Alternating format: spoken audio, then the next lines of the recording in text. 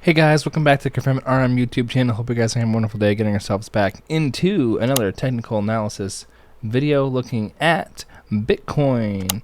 And as we can see with our 4th of July, I guess, we're not seeing too crazy of action of Bitcoin. We come back in here, we can actually see that we rejected off of pushing up higher. You can see that we got the wick that tried and then nonetheless to push downwards, and you can see that initial fall right here. And then it tried to retrace upwards and now has come back down for some sort of retracement back down to $30,500 just about, but is meandering right below that 30,800. So our question is, can it sustain, can it get through $30,800 and or get through around 30,990? But at the moment, what looks to be the case is for us to come back for another retest around $30,300 to $30,400, getting clear rejection here on the 4-hour. As you can see, pushing itself down to the trend line on the bottom side. Looks like it might have a little bit more of a retracement to come back and touch this before we get another push outwards. But let's see nonetheless if we can give ourselves a nice little top to bottom here. You can see it has a heavy resistance there at $30,837, just about, as it's hit twice now. So what we can do too is from this inverse, you can actually like this as well, from top to bottom. You can see that, yeah, it makes sense exactly where it would actually go to.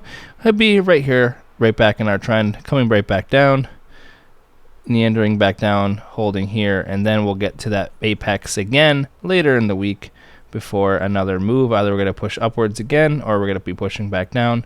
It really depends on how things start to hold. If we're holding above the 702 and actually hold the top of the range, we can push upwards.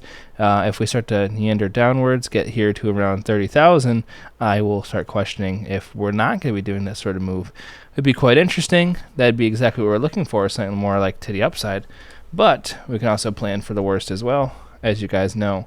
It looks like we could also do something more like this for short term. Get rid of this ceiling right now. See some sort of ceiling right here. You can pull it up a little bit. You can see ascending to the latest, a move happening Sunday. But it looks like we can also have that sort of line there. But I will keep that there just as like a low, because it could hold on to this, because it looks like it kind of does exist. But I'm not too sure. But what we will do is bring back our original kind of chart here, and we will move onwards when that happens. But nonetheless, let's just see if we can hold on to that $30,400 just at least. But this is what we're looking at the moment. We don't need any more of these lines chilling here. It's just this heavy resistance there at $31,000, and at least we set a higher high, just barely getting above the June 30th numbers, but at least we're sort of there.